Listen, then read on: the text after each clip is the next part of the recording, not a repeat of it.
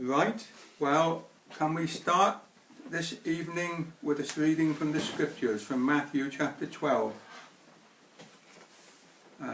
Just 3 verses from Matthew 12 verse 43. Jesus had just been criticized by the Pharisees, and they were making very unpleasant accusations against him. And he said this: when the unclean spirit is gone out of a man, he walketh through the dry places, seeking rest, and finding none. Then he saith, I will return unto my house, from whence I came out. And when he is come, he findeth it empty, swept, and garnished. Then goeth he, and taketh with himself 7 other spirits more wicked than himself, and they enter in and dwell there. And the last state of that man is worse than the first. Even so shall it be also unto this wicked generation. Amen. Well, we are coming to the 5th of our little series on the background, the historical background of the Laodicea age, the last of the church ages. And what I would like to look at today, try and finish it today, is the healing revival, the second phase of the healing revival from 1952 to 1956. As I mentioned before, my history is a potted history. It's not because there aren't many other things that could be said, but you can't say everything, otherwise it will go on and on and on. So I only want to try and touch some of the high points of the Laodicea age, basically the 20th century and up to date. We've looked at the pre-war situation, the history, if you like. They sometimes call it the first wave of Pentecostalism that came from the Azusa revival. We've looked at that. That was the 1900s, the 1910s and the 1920s. When you come to the 1930s, somewhere around the middle of that period, it was noticeable that things had changed. The atmosphere had changed.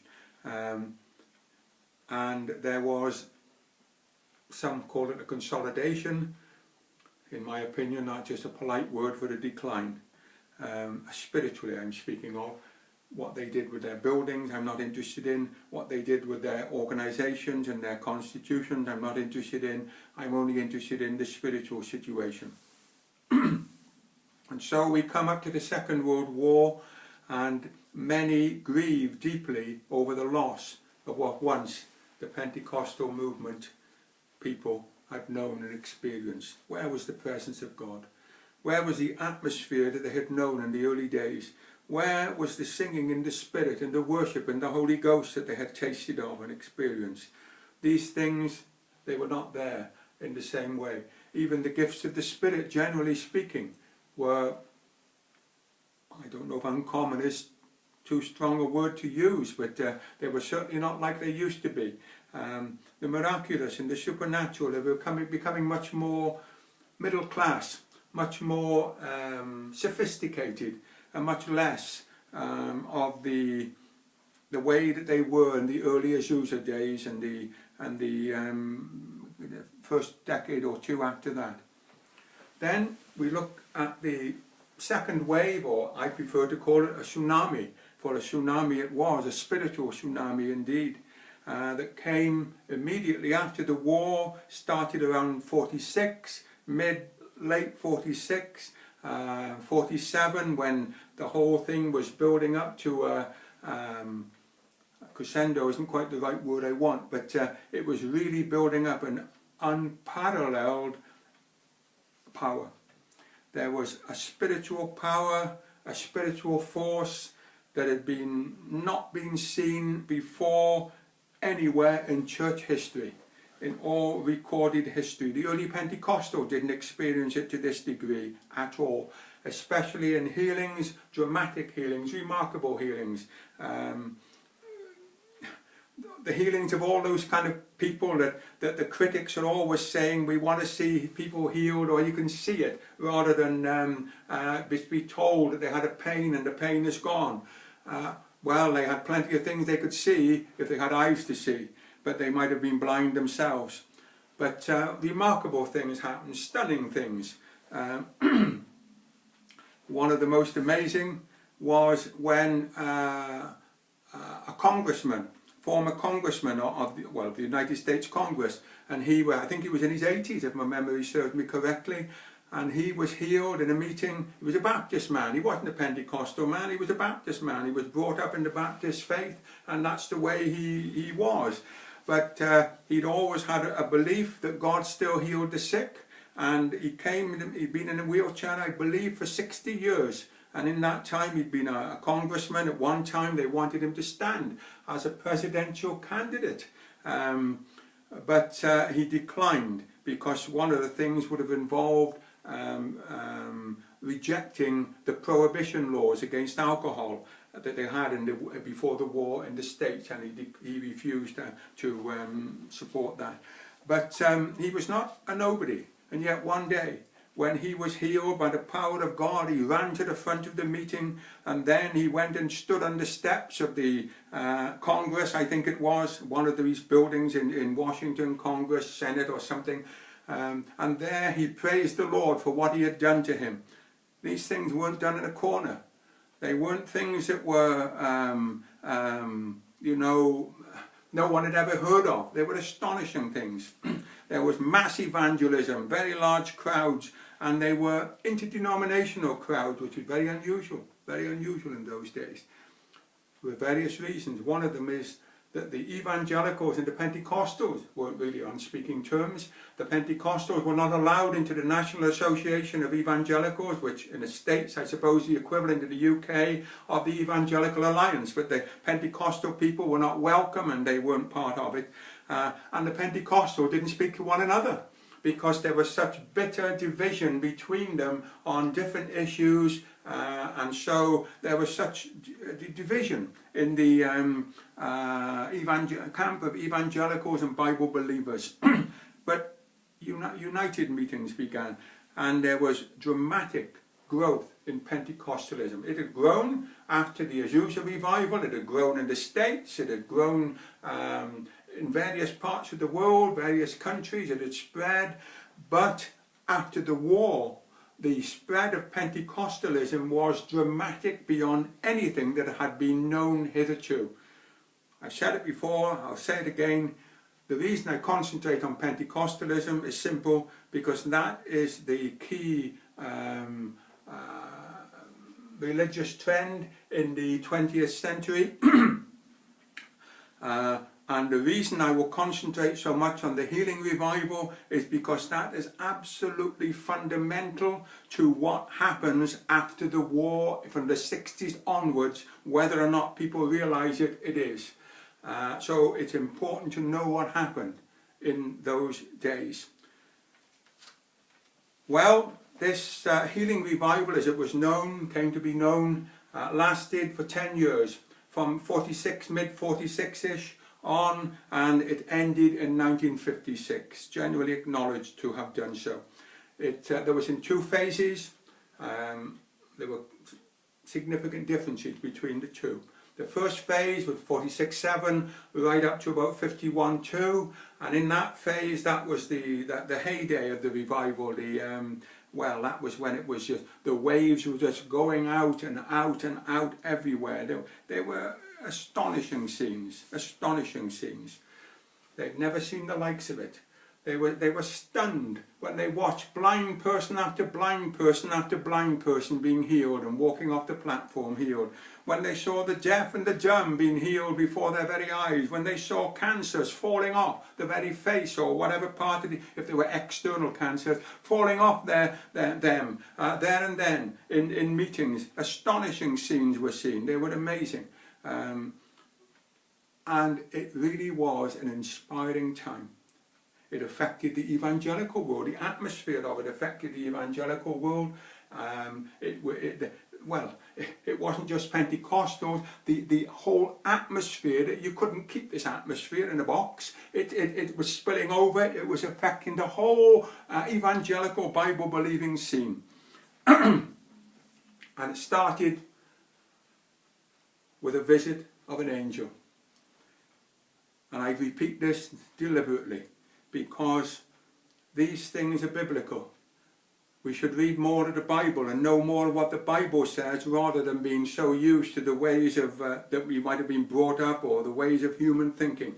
Angelic visitations are biblical and scriptural, and they make a big difference. And the angel who visited William Branham in 1946 said, among other things, 3 key things that I have drawn attention to repeatedly. 1, that this would be a revival of healing. And indeed, it was called the Healing Revival. But this was said before it happened. Secondly, it would be worldwide. And indeed it was. You can't make it up. Just by travelling to different nations doesn't cause a revival to spread worldwide. And thirdly, it was said, the angel said, that this will bring a unity of faith between different believers. And so it was. We'll look at some of those things a bit more in a minute. But one of the things I looked at, we've looked in the past at the rise of many healing evangelists until by 1956, it was said there were 5,000 of them on the field. And it all started because of what they saw, the astonishing scenes they saw with the ministry of William Branham. They were, their faith was quickened, they were inspired, they were aroused, and no end of people went out into the field in these different ways. But not only individuals, but there were groups. Some tried to form new groups, and we looked at that in a lot of detail last time. The main one is the New Order of the Latter Rain, as they called it. People generally just call it the Latter Rain, but there were reasons why it was called the New Order, which I went into in detail. They were reacting against the formalism of Pentecostalism in their day, that it was increasingly becoming more formal, and they just wanted to get back to the original. There was often bitter Pentecostal opposition. The ideas of the Latter Rain live on. The organisation, no, but the ideas, yes. And those ideas, we'll come across them a lot later, but for now we won't look at them, but the ideas remained. Those ideas have been very controversial and very much criticised in all sorts of circles. And sometimes people criticise William Branham. They say it was his fault because their inspiration came from him. Well, it's true that what they saw in his meetings is what indeed inspired their faith to seek for more of God. It is not true that he is responsible for their beliefs nor for their behaviour. In fact, as I pointed out in detail, he himself made it quite clear he was not Latter Rain, and he pointed out a number of the shortcomings that he found in the movement. Indeed, he was approached on several occasions by many of the people, top people in the Latter Rain, and they asked him to start an organisation, and he would be their prophet, their leader, their guide, but he steadfastly refused because he wanted nothing to do with setting up a new organisation. Why not? Why was he so steadfastly against it? Because he said his great task was to call together the people of God into a unity of the Spirit, not to set up another sect. What did that mean? What exactly is involved? Well, forging unity was a distinctive innovation that William Branham brought into his crusades when he begun. Not at the very beginning. At the very beginning, he was invited, he went where he was invited, and he was only invited by United Pentecostal, Jesus only, oneness as they call them sometimes, people. But he went to their places, and there the Lord did astonishing things. They were, well, it's hard to know if I start, where do I stop? So I better not start, because you'd never get through the rest of the stuff. If you want to read about it, there's plenty of places you can read about the kind of things that happened in those early meetings. But they were, well, many at a time. I have sat there with the tears rolling down my cheeks as I have read of the movings of the Holy Ghost in the presence of the Lord in our day, or my day, because I'm old enough to have been alive when those things happened. Well, William Branham, the angel said to him, would not only initiate the gospel in power, and certainly power was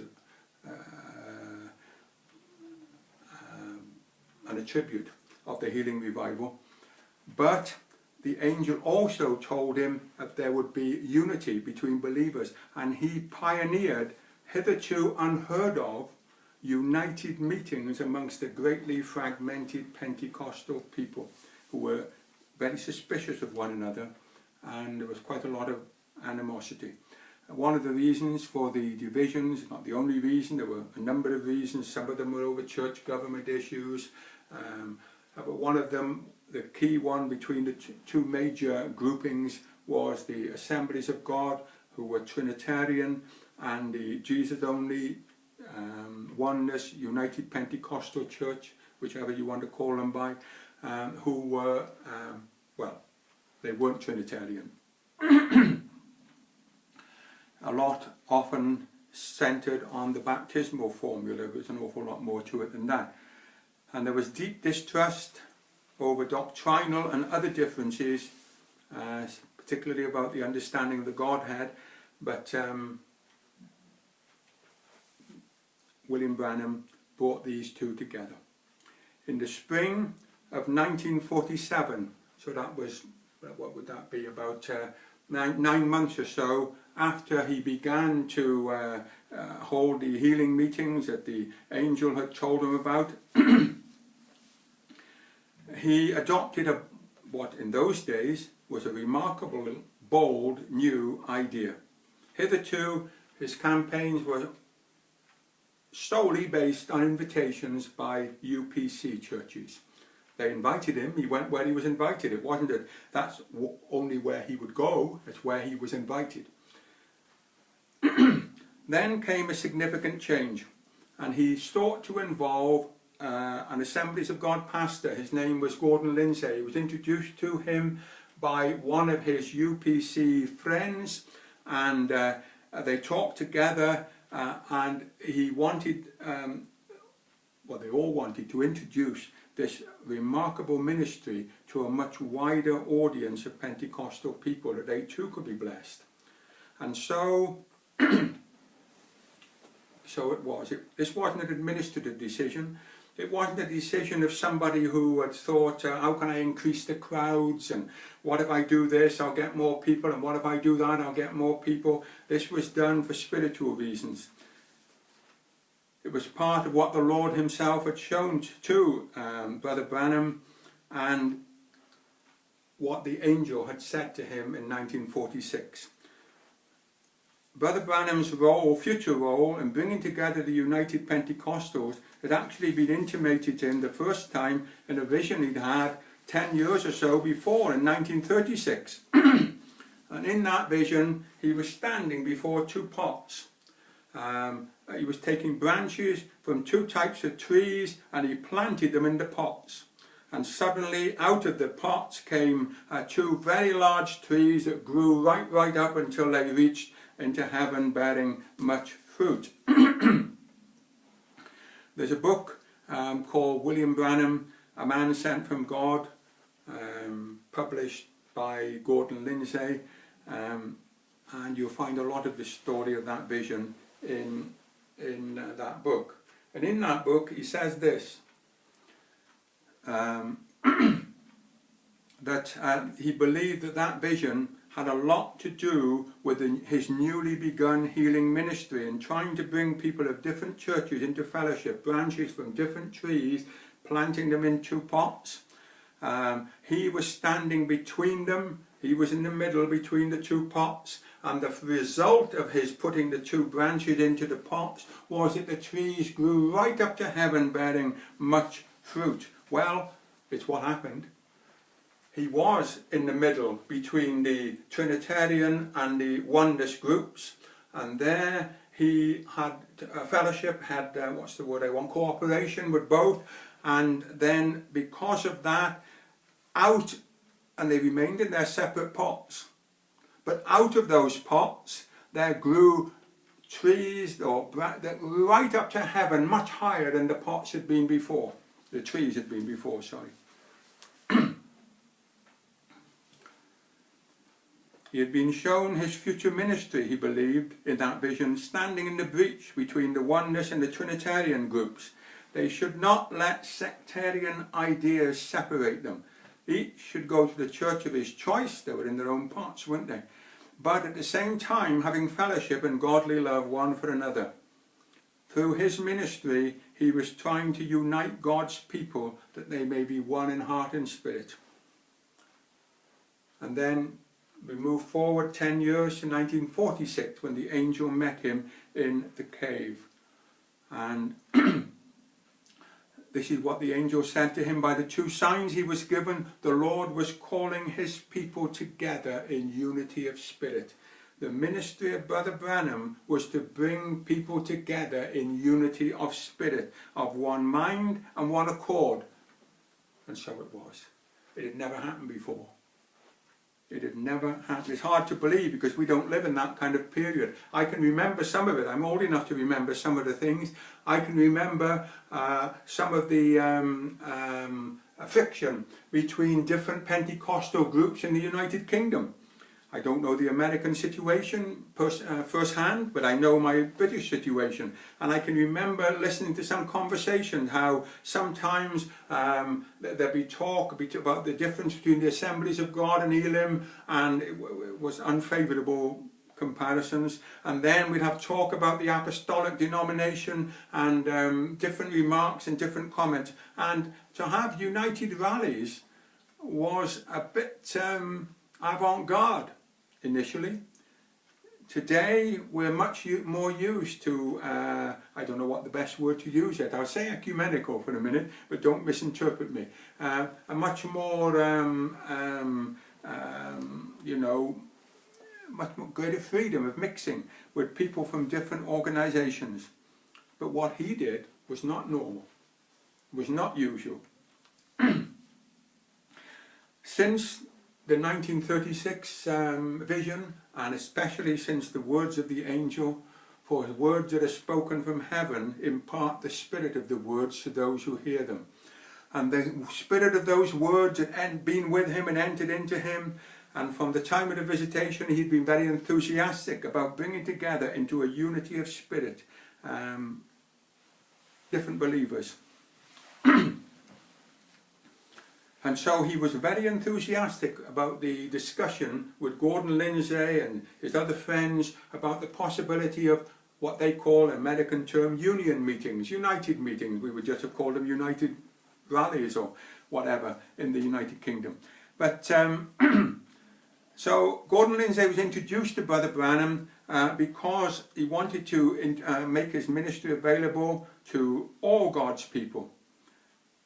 Before this time, there had been very few united Pentecostal campaigns, but it was hoped that because Gordon Lindsay had many Assemblies of God, Trinitarian connections, that he would be able to sort of organise united efforts between the two major, well, not just the two major groups, but the two major groups and others to bring the message of deliverance to the wider Pentecostal world.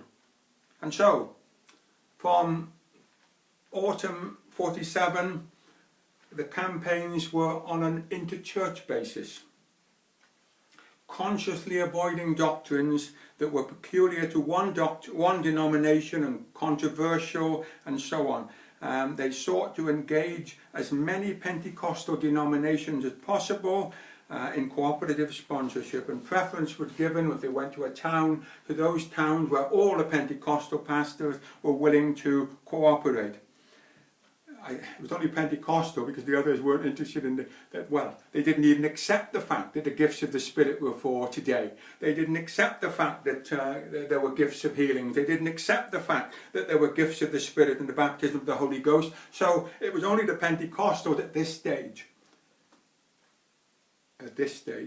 that got involved. Well, I'll give you an example. Well, before I come to it, let me say something else. Brother Branham agreed that he would let his associates do most of the preaching. Two of them at that time particularly were Ern Baxter from Vancouver and F.F. Bosworth, retired to Florida. Well, he had retired, but he came out of retirement. They handled the bulk of the preaching. And this will give you an example now of what I mean by the tensions between different Pentecostal groups at that time. Until then, his meetings had been held in UPC churches, and his meetings had been advertised in the UPC magazine. But once he was going to hold interdenominational meetings, the UPC magazine declined to publicise those meetings. It's hard to believe how blind men can be. When the power of God is there, it is hard to believe. I don't know what else to say, but anyway, that's what they did. And so Gordon Lindsay, he started a magazine called The Voice of Healing, a non-sectarian one, and that was initially to publicise Brother Branham's crusade, but later on it was publicising many of the healing evangelist crusades. And this was to avoid being associated with any one group, all part of this union spirit, union atmosphere. So this was, I don't know if unique is going perhaps just a little bit too far, but it was extremely unusual. But Brother Branham broke through something because he was called to do it, and he did it with the help of the Lord. There was a second thing that the angel had said. Another highly significant effect of the healing revival was the rapid and extensive spread of Pentecostalism across the whole globe, beginning a new and dramatic period of Pentecostal growth worldwide. And once again, when did it start? It started with the words of an angel, and secondly, the pioneer was the man that the angel spoke to. Just as the angel told him in 46, Brother Branham took his healing ministry all over the world, preaching to multitudes. It's not so well known that many people know about his ministry. What they don't know about, because we're so used to overseas crusades today, we have all sorts of reports of people going here, there and everywhere, and it's so normal. It's a global world now. We just get on a plane and fly off somewhere, just like we in the old days, you get on a train and drive and be taken somewhere. But Brother Branham was the first American evangelist to hold meetings in Europe. No other one had held them until then. Until him, but then he was doing what he was told to do, and what the Lord had told him to do, to carry this power, the power of this healing ministry worldwide. So he was the first one. He held meetings in Europe. He went to Scandinavia in 1950.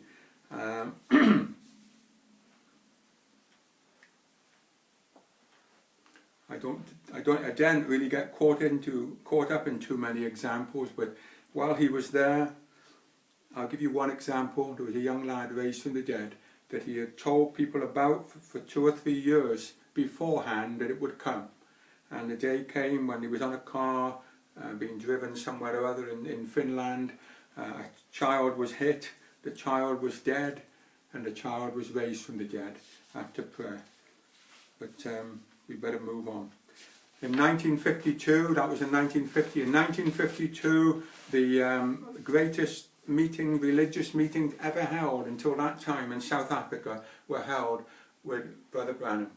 He went to Durban, and they couldn't find any, there were no halls, there were no places, there was nowhere, anywhere, no building anywhere that was suitable. So they went to the racecourse, and there it's estimated somewhere between 30,000 and 100,000. How on earth they estimate these things, I'll never know, but you always get vast discrepancies between people when they're estimating crowds. It's always fascinating to read the reports, especially when they're two people with two different views.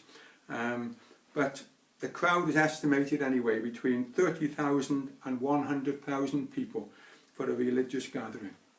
And they gathered in the baking heat, and they stayed in the pouring rain because they'd come for something. This is more like the old revivals.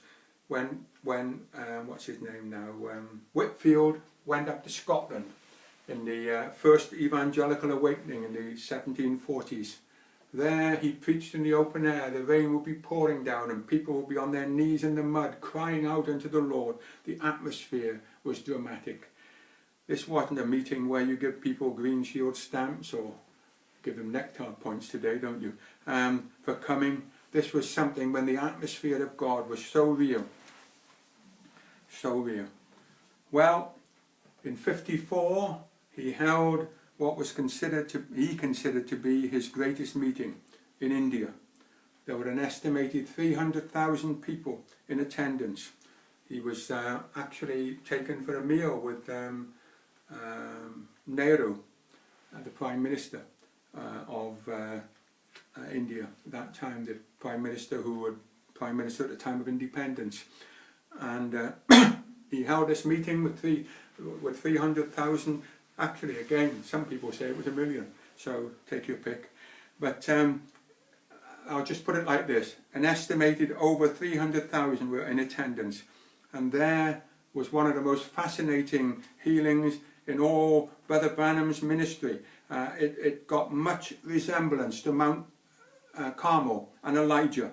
For there on the platform with him were men from every different religion of India, and India is certainly a place of religion. The Sikhs, the Jains, the Muslims, the Hindus, the Buddhists, and I'm sure there were others and I can't remember. They were all sat there, all representing their various gods and things that they prayed to. And Brother Branham had brought up onto the platform a man who was blind. And he was well known by many because he used to sit at one of the gates to the entrance to Bombay, and there he would beg, and he was blind because he used to look at the sun to worship the sun. And that's why he was blind. He wasn't born blind, but that's why he was blind. And Brother Branham challenged every one of those religions to come and heal this man. He said to them, "If I pray in the name of the Lord Jesus Christ, will you believe that he is the true God?" He wasn't exactly knocked over by the queue of people to pray for him, by the way. So when no one came forward, he said, "If I pray in the name of Jesus, then will you accept that he is the one true God?" And when he prayed for him, his eyes were opened. Well, there was pandemonium, there was uproar, the police had to come, they were all trying to invade the platform to touch him. It was absolutely astonishing, but there we are. This kind of thing was so common. These uncommon things were very common in those days, but these were unusual days. Later on, meetings were held in 55, I think it was, in Germany and Switzerland, where he had strong opposition, sometimes from Spiritists, sometimes from the State Church. The State Church of Switzerland was particularly disgruntled by his presence. You could go on there with lots of fascinating stories, but we must move on. He went to Rome, he preached in the shadow of the Vatican. In fact, when he was in Rome, actually a meeting had been arranged for an interview with the Pope. But when he was told about the protocol, all the things you're supposed to do when you meet distinguished people, about bowing and all this and that, he said no. He said, "I will bow the knee before no man save Jesus of Nazareth." And he cancelled the appointment. Today they're queuing up to get one. And today people have been encouraged to go there. but there we are. He went to Mexico and had remarkable meetings in Jamaica, Puerto Rico. Dear me, if you could write a book about each one of these, never mind try and cover the whole of the 20th century, but there we are, we must move on. He was going to go to Israel as well. Louis Petrus has bought, I think it was a million New Testaments for a crusade to be held in Israel. But Louis Petrus was the leader of the Swedish Pentecostal movement. But in the end, Brother Branham didn't go there. He just felt that the Lord had checked him from that. So the hour for Israel was not yet, because the Gentile times of the Gentiles had not yet been fulfilled. Brother Branham pioneered. After that, the others followed. Remember the healing ministry, healing evangelism. Brother Branham pioneered, then the others followed. The United Meetings, Brother Branham pioneered them, and others followed. And with the overseas, the international, the revival that began in 46-7, well, it gave a great impetus to worldwide evangelism, as I've said, and it contributed to the second stunning wave of Pentecostal global growth in Latin America. I don't know what words to use, really, without getting into silly words, but it really was dramatic and stunning. The power of the spread of Pentecostal churches everywhere in the 50s and the 60s, and it contrasted sharply, very sharply, with the sluggish missionary programs of most denominations. And how did it start? With a visit of an angel. With the visit of an angel. A real angel. A real visit. I'll give you one example. There was a brother, his name was Dr. Reidhead, R-E-I-D, Head. Paris, unusual Christian name, Paris Reidhead. This brother, he was a Baptist. He'd been brought up with the dispensational teaching of the Schofield Bible. And among other things, you know, the gifts of the Spirit aren't for today, are they? Wrong dispensation. And other things that we won't go into. And so he'd been brought up that way. Well, he ended up in the mission field with the Sudan Interior Mission, the biggest missionary society on earth. It certainly used to be. I'm not sure if it still is, but it certainly used to be. And that society was working, among other places, in the border between Sudan and Ethiopia. And he was there. And he was there for a number of years. And one day, while he was there, he was, if I've got it correct, if I remembered correctly, he was on his way to Khartoum, on a boat, I think it was. And on the boat, he had a lengthy conversation with a Muslim man. And in the end, he said to the Muslim man, he asked him to become a Christian. And the Muslim man looked at him and he said, "Don't you realise what it means if I become a Christian? I will lose my family, I will lose my wife, my children, my job, and probably my life." And then he said, "What can your Jesus do that my Muhammad can't?" And things were said, but that question never left him. What can your Jesus do today that my Muhammad can't? And that question haunted him. Well, the time came when he returned to America, and he became, in the early 50s, the deputation secretary in the Southeast United States. And he worked for them, advancing the cause of missionary work, but the question haunted him. And he went into intense study of the scriptures. Intense study. And he studied and studied and studied until in the end he came to the conclusion that what he had been taught was not biblically correct, and that the gifts of the Spirit and healings were for today. Then, in 1952, he went to visit a Baptist healing evangelist. The man's name was William Branham. After all, he was a Baptist, wasn't he? He was missionary Baptist. He never joined any other movement, and that's what his background was, a missionary Baptist. So he went to visit a Baptist minister, and there he spoke. And I was reading it only a day or so ago on the internet, in his testimony, his own testimony, in his own words. He spoke of the conversation that he had with Brother Branham and how much it had helped him. And then, within a short time, he was filled with the Holy Ghost and spoke with other tongues. He then went to his missionary society and explained to them what had happened to him. And he explained all the biblical things that he had been through over many years. And he said to them, you know, I will offer my resignation because I don't want to cause any problems. They asked him to wait for a few weeks while they considered the whole matter. They came back to him and said, yes, we accept your resignation because it will cause division between the different viewpoints in the Sudan Interior Mission, which was at that time evangelical, fundamentalist, and not at all partial to Pentecostal issues. And he wasn't the only one. There were other very significant people who would visit Brother Branham, who were involved in all sorts of remarkable or extensive works. But let's move on, otherwise we'll get sidetracked again. Let's move on and try and finish today. Let's look at the second phase of the healing revival. We've had the first phase from 46:7 to 51:2. Now let's go from 52 to 56.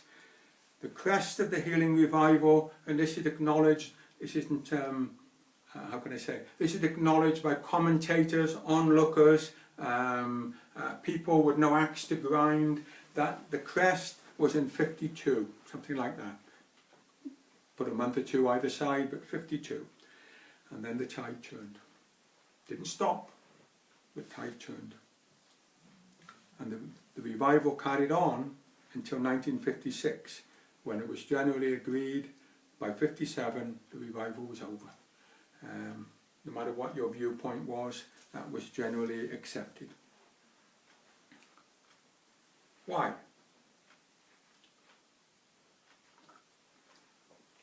Well, there were a number of reasons. Let's look at a few. One of the key reasons for the turning of the tide was rising opposition against the healing revival. And this came from some unsurprising sources and some rather surprising ones. Unsurprisingly, the atheists and the secular groups, the National Secular Association and so on, would no doubt have many things to say about these matters. And the American Medical Association, as an example, they took great umbrage at prayer for the sick. They did not appreciate it at all, and they actually took one of the most famous healing evangelists, Jack Coe, to court in 1956 for practicing medicine without a license. It's a very common way actually to attack Pentecostals. Smith Wigglesworth was attacked. He was not allowed to pray for the sick when he went to Sweden, and the King of Sweden himself apologized to Smith Wigglesworth because of it. He said, but I have no power. I am a figurehead. I don't have authority. And he apologized that Smith Wigglesworth was forbidden to pray for the sick with the laying on of hands. So he just had to pray. You know, there were huge meetings in the parks and various places. He just had to pray from the pray, how can I say, a general prayer for people. I can't remember exactly, I think he had similar problems in Switzerland. Again, it was a common ploy to try and hinder the ministry of the healing evangelist. And no doubt they dig up some scandal, and no doubt the scandal was a scandal. It's the same with many things. You know, you want to, if you're against something, just find the one example and then use that to discredit everything.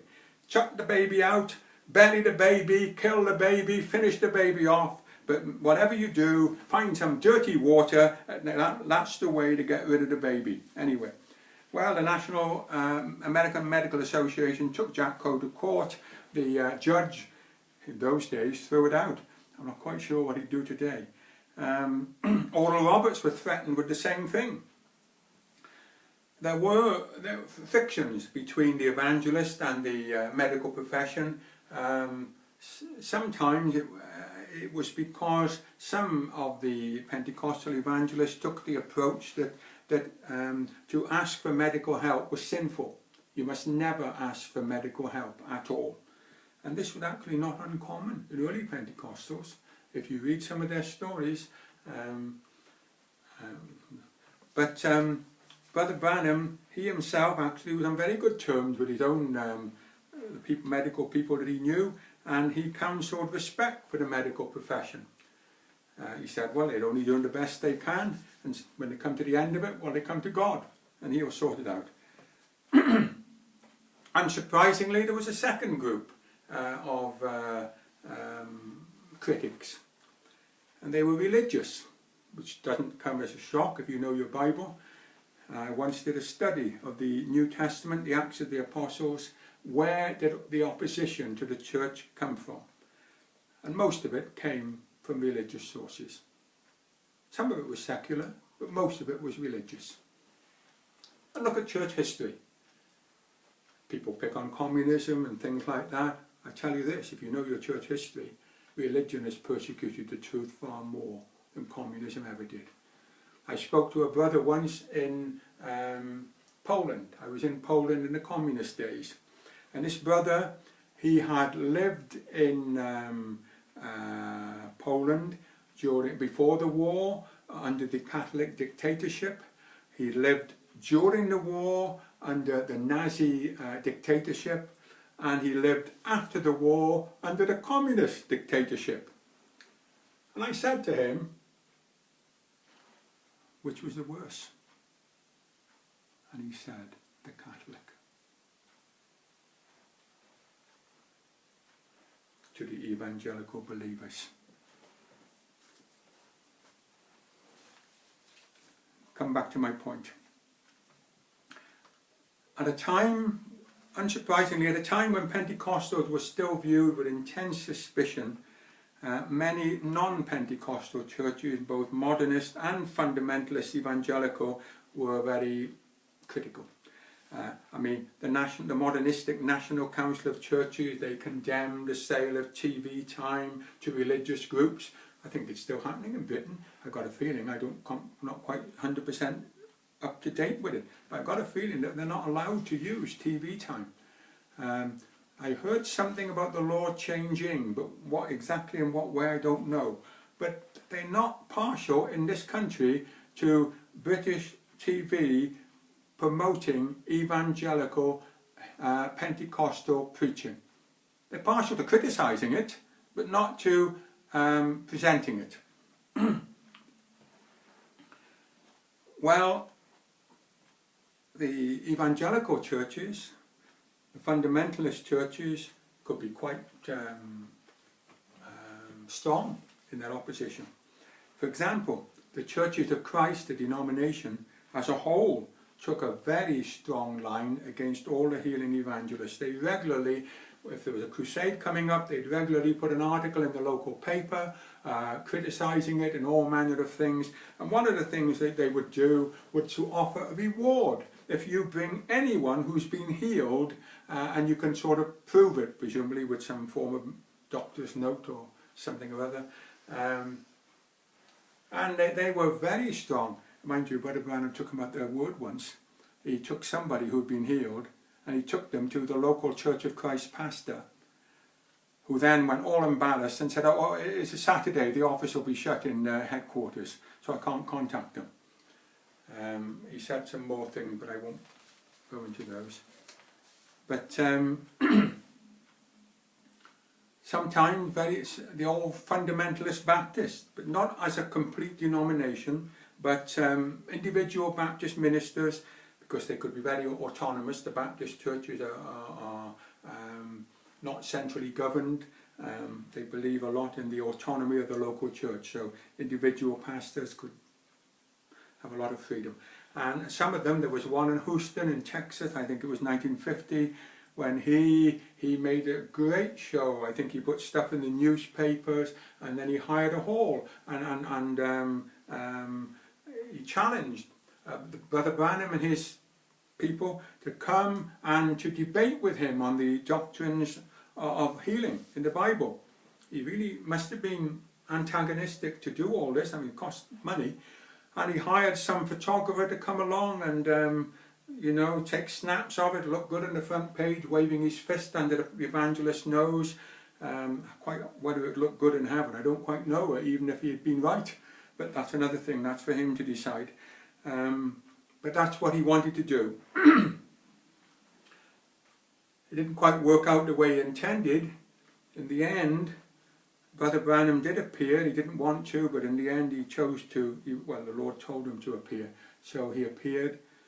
But more than that, the Lord appeared as well. And there's the most famous photograph of the revival, which hangs today in the White House Hall of Religious Art. And that is the photograph with a light above Brother Branham's head, which he described as the pillar of fire, which was investigated by FBI people who investigated many question documents, and said, there's a certificate with it, that this was not, how can I say, this photograph has not been doctored in any way, this was genuine. I was speaking to a photographer once, and he was criticising the photograph. Well, he might have been a photographer, he might have been quite an experienced photographer, but he didn't work for the FBI on question documents. The man who put his certificate, he wasn't a believer, but he still certified it. So, there we are. So we had a lot of opposition from those quarters against the revival. But the thing, and I read the account of a man who is, I think the best thing to say, he would be skeptic of things supernatural. And he said this, that he said that in his opinion, it was the growing opposition of the Pentecostal denominations which was the main reason for the decline of the healing revival. Remarkable, isn't it? Remarkable when you think about it. Because these are the people who believe in divine healing. The others didn't. These are the people who preached it. These are the people who proclaimed it. Why? Why did they oppose the healing revival? Well, it wasn't always that way. In the heyday, from 47 to 51-ish, generally speaking, they welcomed the revival because it was building up their churches. It really was building up their churches, dear me. I mean, it's not the right way to put it. My form of words will be very lacking, but it was almost easy to get people to church. It was almost easy to get people saved in those days. But anyway, over the next 5 years, from 452 to 56, a gradual disassociation began between the evangelist, the revivalist, and the denominations. And it was rooted in denominational pride, financial jealousy, and doctrinal clashes. In the early days of the revival, the leaders stressed, and don't misinterpret this word, its ecumenical union nature. More than any other, Gordon Lindsay, who founded the Voice of Healing organization after his magazine in 1950, he tried to gather together a lot of the healing evangelists under a sort of an umbrella, loose association. And he tried to coordinate and publicize the revival. He gave assurance that his loose association of healing evangelists would not lead to the formation of a new denomination that would rival the existing denominations. In fact, he repeatedly emphasized the need for a vision of the unity of God's people, and went into the theology of it and so on, and meant most of the healing revivalists did not form independent churches either. They insisted that their work was to help the established Pentecostal churches. Now initially, this union spirit was a time of great healing for the Pentecostal people, because, no, I don't mean physical, there'd been bitter dissension, sharp disagreements, strong words, and this was a time of healing, of another tone, another spirit, a different spirit. The spirit that the angel spoke of when he spoke to Brother Branham in the cave. Initially, this union spirit made it that former doctrinal enemies were caught up in the fervour of a revival and a new willingness to avoid doctrinal contention. Until about 51-2, the established denominations had frequently even reported the meetings of the independent revivalists in their magazines. And then something changed. More and more, they began to demand submission to their wishes from the evangelist.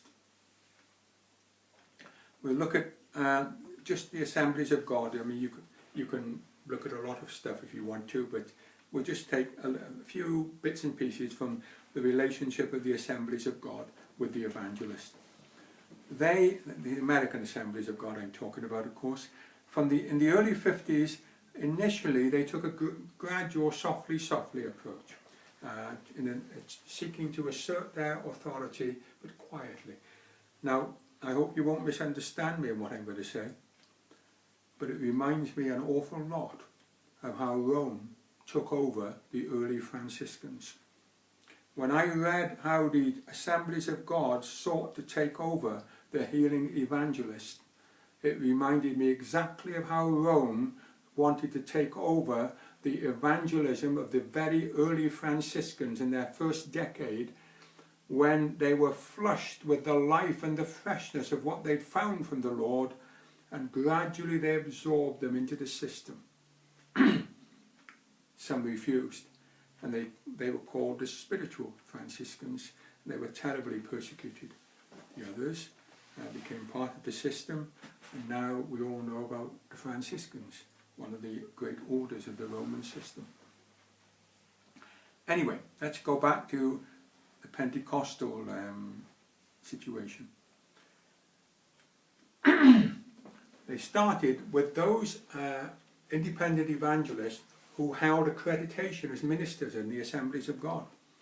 And they began to put pressure on them that they would behave according to their wishes. After 1953, they started moving with increasing force, refusing to print their reports, and some resigned because of accusations of insubordination, because they supported the independent revivalists. The turning point was the unsuccessful attempt to control the uncontrollable Jack Coe. He was a bruiser. And in 1953, they expelled him.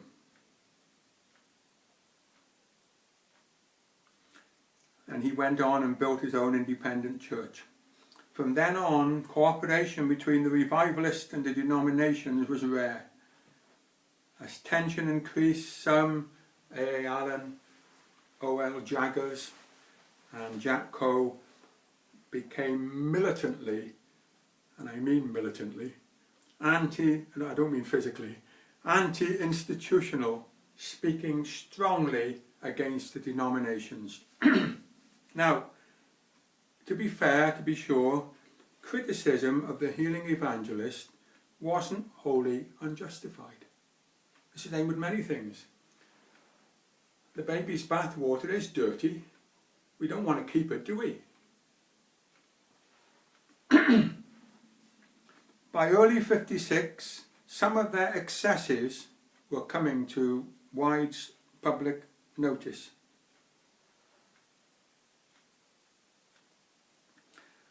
There were some very questionable practices and teachings and much carnal behaviour. There was personal ambition, self-exaltation, rivalry, pride, jockeying for position, exaggerations, gimmicks, increasing emphasis on money, dishonest application of funds, expensive lifestyles, and moral failings. I'll give you just a couple maybe of examples.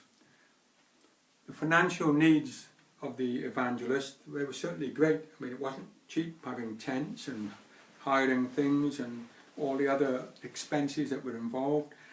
And it led them, unfortunately, to very questionable fundraising methods, including increasing promises of rewards for donors and prosperity teaching. Jack Coe was the only serious challenger to Oral Roberts as the leader of the Healing Revival. If there was a leader, there wasn't a formal organisation, but a key figure. He vied with Oral Roberts as to who had the biggest tent. And it's laughable if it weren't so tragic. Because if Christian men behave like this, what on earth has come of us? When he had Oral Roberts' tent measured, so he could build one that was 1 foot longer. So there's this foolish, childish rivalry, and yet it reveals something that is very dangerous, and certainly would bring justified and justifiable criticism. In 56, A. Allen claimed that miracle oil was flowing from the hands and the heads of some who attended his campaigns, whilst a cross of blood appeared on his and others' foreheads. Balls of fire were said to appear in his meetings. In 56, he published a picture of what he claimed was the glory surrounding the platform, and in the same year he was arrested for drunken driving. By the late 50s, like many others, he began to lay undue emphasis on money, stressing the financial blessing theme, mirroring Oral Roberts' blessing pact. You have all sorts of people have discovered they had a discernment ministry. I'm probably not going to get all my details right, but I've listened to examples of people telling other people, so-called evangelists, telling other people that they're possessed of demons, they discern this, they discern that, and they discern nothing of the sort. They were just plain wrong. I remember reading an account once when Brother Branham said, he rang A. Allen up and he begged him to stop this oil and blood. Another time he took one of the evangelists, I don't know who it was, he took him right behind the tent, I think it was, and he spoke to him and he said, what you said about this person being healed is not true, and you know it's not true. And he acknowledged it wasn't true. He said, I want us to build the faith of the people. So obviously faith has to be built on lies, according to them. Well, the pressure was put on Gordon Lindsay, not to advertise the meetings or the books of these healing that the denominations didn't like. And despite his desperate attempts to stop the friction that was increasing between the evangelist and denomination, by the mid-50s the union spirit was weakening. It had been sustained primarily by the spirit of the early revival, the spirit that came from an angel in 1946.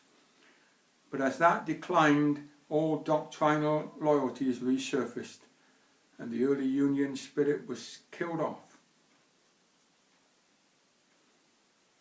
by the pride and dogmatism of denominations returning to their own selfish interest and former petty jealousies and doctrinal myopia, along with fears of losing funds to the revivalists.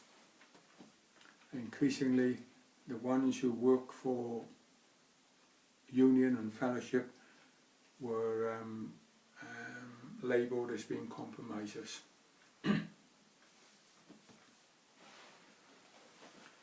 Well, many of the things that were criticised by the denominations were justifiably criticised. But, as I have said already, they were in danger of throwing the baby out, as well as the bathwater. In spite of many and growing excesses, not all were the same. In particular, there was one man whose transparency, sincerity, financial and moral integrity were above reproach by common consent. The man who was the vessel used to initiate the worldwide healing revival. But by now, he too was having increasing difficulty in finding interdenominational sponsorship. But the Lord was preparing for a change of emphasis in his ministry. Soon, the same angelic messenger who in 1946 had foretold union meetings, worldwide spread, a healing revival, power, that same angel would come again, this time to explain what had gone wrong in the revival and to show the way forward. And I thought I was going to finish that, and I don't think I'd better even start it. So I think I'm going to have to finish here for now and carry on next time. The Lord bless you. I hope it's a help to you.